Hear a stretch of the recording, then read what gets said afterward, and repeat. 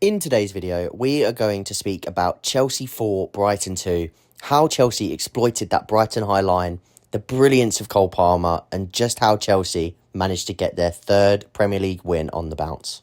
This was the team they used, only the one change from the team that beat West Ham last weekend, and that is Gusto coming into the team for Tosin, Fofana back to that right centre-back role, and everything else remaining the same. Starting to see that consistency form in the lineup now. You can really predict what you're going to see. The two wingers, Jackson up front, that same midfield three. Maybe it will change a little bit with players coming back from injury like Lavia, and we'll see a few more variations. But I think it's a good thing that we're starting to see that consistency form with the lineups. Okay, let's get into the analysis section of the video.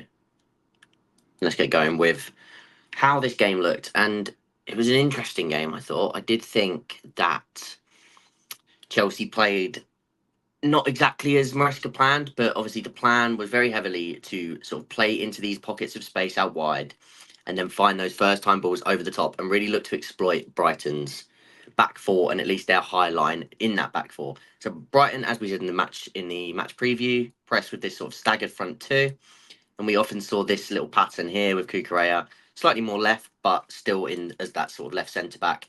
Cole in a more central area, Fofana drifting. Again, he could drift out here, but he's also in these areas quite a lot. And I've taken this exact plot from a specific part of the game. Gusto was inverting, but very often, and I'll try and flash up some images on screen as examples. He was occupying Matoma in that area there, which again we spoke about in the preview, and trying to pin Matoma in field to leave. Where's my line? That pass on there for Fofana into Madueke, and to just like isolate Madueke out in these areas against the fullback, which they were able to do at times, but it wasn't the main port of sort of venture. What actually ended up happening was when Gusto sort of locked off this area of the pitch, what we were seeing as the two sort of primary zones that Chelsea tried to target were sort of those wide receiver pockets that we spoke about quite a lot early on in the season for the number eights to drop into. And what happened a lot in this game is Enzo in the first half, especially, where Palmer and Jackson were looking to be the ones making those runs in behind into these zones here. We saw it when Palmer hit the post in the first half early on. We saw it a few times. This happened obviously, and this caused a lot of stress for the Brighton backline. And we're going to speak about Palmer in a whole different light. Like we'll do a whole section on him because wow, what a footballer! Just utterly ridiculous things he can do. And then, like I say, sometimes it was Palmer, especially in the second half. He was actually the one dropping in, and you would sort of see these three attack. And the trigger almost felt like the second the ball arrived in this spot without pressure on the ball, then the aim was to instantly knock that ball in behind first time, so that as these defenders are stepping up, these players are already on their way. And it really did cause Brighton a lot of issues. And Maresca said that that part of the game plan was spot on. So you can assume that Chelsea, like they did exactly what Maresca told them in this sense, to release those first time passes. Again, we're going to speak about Palmer because talk about two halves and affecting the game in two different ways. In that first half, you had Palmer in these central areas, like I said, Enzo getting the ball, and he was the one sort of progressing through the lines, being the trigger to make that pop forward pass. And we just saw the absolute brilliance of Palmer, the timing of his run for the one where he hit the post, where he times it perfectly on the shoulder, takes a beautiful touch into space, and then takes it in here. And a little clever dink over where the keeper's momentum is going one way. He sort of dinked it towards the far side against his momentum. And that's just the brilliance and the elegance of Cole Palmer. He just knows where and how to manipulate a ball so well, and it's just the arrogance to do it when he does it. So that was brilliant. And his timing of his run, and Mika Richards spoke about that on Match of the Day, I'm pretty sure as well. The timing of his run not getting enough praise, and I completely agree with that notion. Again, for the second goal, he just knows where to arrive. It's the right time. It's an easy goal given away to Jackson. He squares it, easy finish for him. The second one a penalty, but even for the penalty, it comes from Chelsea playing through, Palmer dropping into this little pocket of space, and a long switch out to Sancho, where obviously these players had sort of come away from their natural positions, leaving Sancho to attack the fullback in a 1v1. So because Chelsea were able to overload one side of the pitch and play through the overload, it allowed them to isolate that left side of the pitch. So that was brilliant as well. And again, that comes from Palmer. His brilliance, the free kick, just. And do you know the quote I loved from the game, from after the game, was the whole Palmer sort of, no, I don't practice them, just sort of messed around in training after training. That's such a Palmer comment because it's just the nonchalant sort of arrogance, and how he is as a person. Like, it helps him so much with football because he is just so carefree. He's so elegant with the way he plays. He will try things, and if it doesn't come off, it doesn't come off. But he's got so much confidence in his ability to try these things, and like I say, just that carefree nature of his play. It helps him so much. It's just, if in my opinion, that maturity and that sort of personality trait actually takes his football up another level. So that's just brilliant to see from him. And again, for the fourth goal, just again perfectly timed run in behind. I think it was so it was Sancho got the ball around here, slots one in. Again, a blindside run from here where the defender, he's looking at the back of the defender's shirt, in behind, really clever movement, and he gets to here, and again it's sort of head up, strong finish into the bottom corner. Just really clever. His choice of finish and his choice of pass and his choice of just his decision making is just so second to none at such a young age and with so little reps.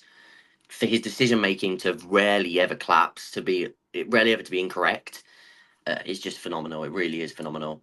We're going to do a video later in the week, I think on Friday, just purely about Cole Palmer's start to this season and sort of his playmaker arc, I like to call it.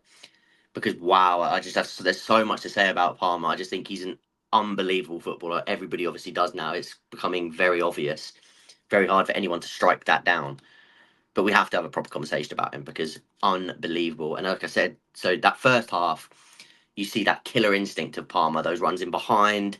Yes, he made a few passes, and just that sort of ability to kill off a game, score 4 goals in the first half. The first player to ever do that. The first player to ever score 4 goals in the first half of Premier League. Again, record breaker. So he does that, and he's the reason you're 4-2 up. But then in the second half, he gives you another headache because instead of doing the same again and making these killer runs in behind to hurt them, he's now being the one to mainly drop into this pocket of space. And he's receiving the ball. Again, I'll try to flash up some images on screen of him doing this. But he's dropping into these pockets. He's releasing first time balls over the top to Jackson, where he got really unlucky. He receives the ball in that pocket of space, and he just tries he does a little no look sort of faded pass into Madueke. Again, just the decision making and the execution for every single bit of trickery, bit of pass, shot, just everything is just so mind-numbingly good that we just really have to sit back and just be in awe of what you're seeing because he is just that good of a player. And he just gave them a headache. He was dropping into these areas at times to play out. And again, when he gets the ball here, it's like the 4-4-2 press of Brighton. It almost goes out the window because as soon as Palmer gets this ball here, players are just attracted to him. They want to stop him. He's the man. So him being this good is drawing double teams everywhere. And there's a point in the game, again, I'll try to flash up on screen. He just draws 2 players in, perfectly timed, and then just slots it through the middle. And then again, from that, he's taken a whole line of play. He's taken a whole line of players out of the game, 4, 5, 6 players out of the game in one movement. And he can hurt you when you're on the pitch. And this sort of brings me back to what we said about him earlier in the season.